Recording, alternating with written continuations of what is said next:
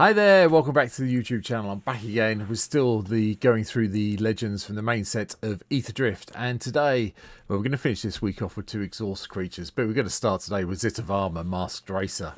Blue and a green for a 2/3 human rogue. Okay, has an exhaust ability. X, green, green, blue. Put X +1/+1 counters on Sita Varma. Then you may have the base power and toughness of each other creature you control become equal to Sita Varma's power until the end of turn. This is interesting. It's a one-shot. Basically, make all your stuff big and hope you can get there. It's how I'm seeing it. So we need a lot of creatures in play to make this work, and maybe some way of giving us some sort of evasion. Maybe, but yeah. It's blue-green deck. It's going to be fun. So here we go. Here's what today's deck looks like. Okay, at the beginning, so what we really want to do is make sure we can pump Sita Varma's power and toughness up via a few ways. And then probably create some tokens, to be honest. I think that's the easiest way of doing it. That's what I'm going to do with this deck today. So, Birds of Paradise, a bit of ramp, and then Bristling Build to chuck around the +1/+1 counters from the landfall triggers. Gala Greeters to give us a slightly bigger elf, but also to create some treasure tokens we can ramp quicker and get a good value in for the exhaust side of things. Afterburner Expert is also in. I quite like this card because even if it gets killed off early when we exhaust Sita Varma, we can bring them back, which I'm more than happy to do. Mossborn Hydra, just again, I like because of the landfall triggers. Doubling up your +1/+1 counters in this deck is pretty good. Surprisingly, I am playing Shifrus, the Sprout Sire, in this deck. The reason I'm playing it is he's got Trample automatically, he's fairly cheap to cast, and if we can make Sita Varma big and we get an exhaust ability off, we can attack with Shifrus, hopefully get some trample damage in onto our opponent, and then we get a whole load of sapling tokens, which if we can then find a way of dealing with Sita Varma again, we can work it out from there, put it that way. Now, Adrex and Nev, the twin casters, also in to help us get our token count out. And Brawn's in. We want it in the graveyard, obviously, so we can have trample on all our creatures. So that's one of our evasion, well, our main evasion effect. Kaza, the Ruthless Stalk, is in as well, so we can get some extra +1/+1 counters kicking around. Fangren, Firstborn, Darksteel, coming back into play. Attacks, you get to put a +1/+1 counter on each attacking creature. I quite like that plan. Sounds good to me. Tributary Instructor lets us draw some cards when our creatures with +1/+1 counters on them die. Zimone, the Paradox Sculptor, puts a couple of +1/+1 counters on creatures at the beginning of combat each turn, and then we can pay 2, tap, and double the number of each kind of counter on up to 2 target creatures or artifacts. So we're there with that. Clamvest, each creature you control with a +1 gets +1/+1 for each +1/+1 counter on it. So 40k, Genestealer Cultist helps out a little bit with this deck. Defiler of Vigor definitely helps out. Green permanent stills get +1/+1 counters. Elder Gargoth also comes in to give us some extra tokens, so the beast tokens, or we can gain some life or draw a card in a pinch. Rampaging Etherhood. The more I play this card from the pre-con decks from this set, the more I'm enjoying playing it. In here, it just gets bigger, hopefully with a bit of luck. Vaughn-Clicks comes in. Hopefully so we can exile it and get it back into play and get up to this level 2 of the Grand Evolution to get all those extra +1/+1 counters. Experimented Crag. Now, if I've understood this correctly, and I may be wrong, it's an activate ability of Sita Varma. Have a +1/+1 counter on it, which means you can exhaust Sita Varma and then maybe exhaust Experimental Crag the next turn. I believe it works. Hollowhenge Overlord is here just because I like wolves, and this one I haven't played for a while. I want something fairly lumpy to come in on a flash ability, give us some extra tokens, which is cool. Progenitor Mimic. Yeah, using this to copy Sita Varma isn't doable, unfortunately. At the beginning of your upkeep, if this creature isn't a token, it becomes a copy of it, so that's a bit of a shame. But we can copy some of our other things that are coming into play, like the Defiler, the Elder Gargoth, or, yeah, maybe even Rampaging Baloths to get extra beast tokens when we drop lands. Vigor's in. We have to have Vigor in. Just think of all the extra +1/+1 counters you get with Vigor in play, and hopefully this doesn't get exiled anytime soon. Avenger of Zendikar is a no giving in this deck. We're trying to get lands, we're trying to ramp hard. This gives us some plant creatures that obviously can then be exhausted out to be big guys with a bit of luck and get bigger with their +1/+1 counters.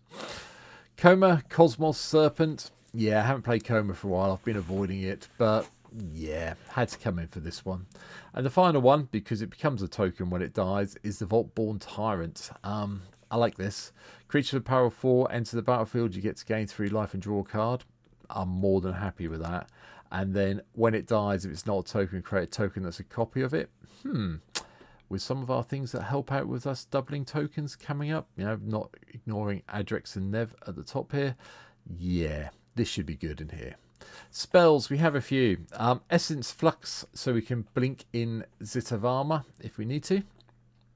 You know, and it does come back in with a +1/+1 counter on it. So that does make it a little bit bigger to start with, so that helps with our exhaustibility.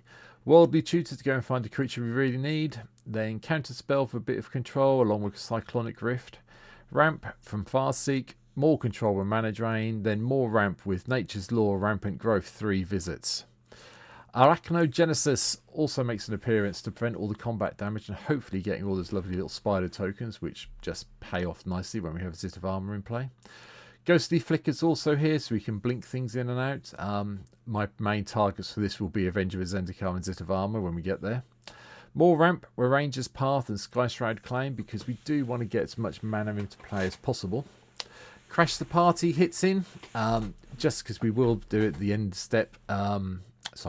Do it in the end step of the player's turn before our turn, so we get all those 4/4 Rhino tokens.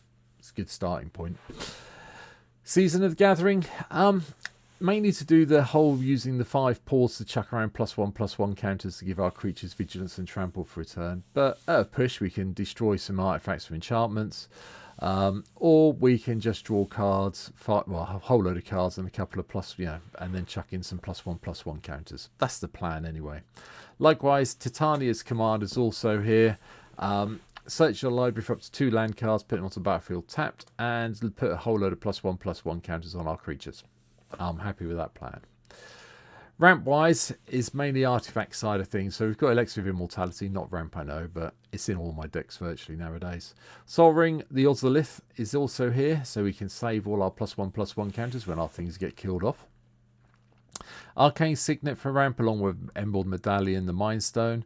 The other version of the Ozolith, the Shattered Spires here, so we can put some extra +1/+1 counters on our creatures. Sapphire Medallion for the ramp, Thought Vessel for the ramp, and then Thunderous Velocipede. I like this card. This is one of the other cards I'm really enjoying from the new set of Ether Drift. Trample. Each other vehicle and creature you control enters with an additional +1/+1 counter if its mana value is 4 or less. So this in play, Sita Varma comes in as a 3/4. But if its mana value is 4 or greater, it comes in with 3 +1/+1 counters on it. Yeah, okay then. I'll live with that. Obviously, the Great Henge is here because we want the life, the cards, and the +1/+1 counters on our non-token creatures. I mean, we are only playing 25 creatures at the end of the day, so we've got to protect them somehow. Enchantments, there's a few. Unusually for me, I've gone quite heavy on the enchantments for this deck. So, Hardened Scales, Branching Evolution for obvious reasons around the +1/+1 counters. Bred for the Hunt. I forgot about this card until it turned up in the 40k Gene Stealer Tyridian deck. Whenever a creature you control with a +1/+1 counter on it deals combat damage to play, you may draw a card. Nice little bit of card draw sitting there with all our +1/+1 counters. Garruk's Uprising gives all our creatures trample, which helps, and card draws when we get creatures with power 4 or greater entering. Growing Rights of Itlamok are also in. Turn into the Persuado Gaia's Cradle if we needed to. Hidana's Climb chucks around +1/+1 counters to help us grow things up. Just be careful, we do actually want to try and keep this as the Climb and not the Winged Temple of Orizaka, unless we need the Winged Temple to win a game. So share out your +1/+1 counters, please. Rhystic Study gives us card draw. Rites of Flourishing gives us extra card draw and land drops. Sylvan Scavenging chucks around +1/+1 counters, and when we get something that's got power 4 or greater, we start hitting those raccoon tokens.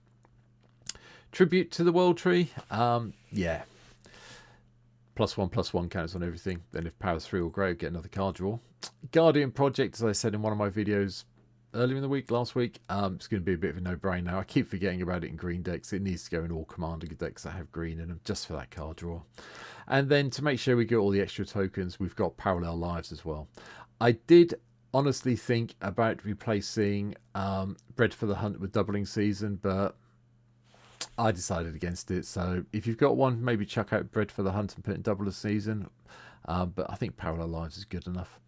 Lands 35. We have gone a bit heavy on the basics. We've got 8 forests, 5 islands. There's not that much blue in the deck, as you can see. So we didn't need to go over the top with blue, but we did play all the jewels we could think of that went alongside it, alongside our usual Temple of the False God and Reliquary Tower. So they're all here. I will point out I'm playing Quandrix Campus. I do want to scry occasionally with this deck, and this seemed like a nice way of getting that ability to happen, so it's here. And obviously Yavimaya, Cradle of Growth is here as well, just so we can have everything becoming a forest if we need it to be. And that's it. That's my really quick look of today's card. I think Sita Varma's got legs. I'm not saying it's going to be a 4 or 5. I've put it down, I think, on the MTG Goldfish rating as a 3. There's a link down below to the deck list if you want to go and have another look at it some other way. Yeah, I'm quite excited to play this one out, so you'll see it. There'll be a stream this week, so come and check that out. Or if you can't see it, use the link down below to Twitch.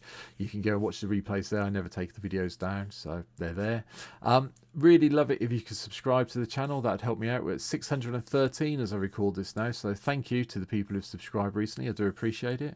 And if you think there's any cards I've missed out, let me know in the comments down below. There is 1 or 2. I mean, Wonder could be in there to give you another bit of evasion if you get it in the graveyard from a flying point of view. I did think about it. It may change to include that at some stage in the deck. But that's it for now. So thanks for watching. Like I say, more cards, let me know in the comments. I read them all. I do respond. But for now, thank you everybody for watching. I'll be back tomorrow with another exhaust creature. So see you tomorrow. Have a good one. Bye.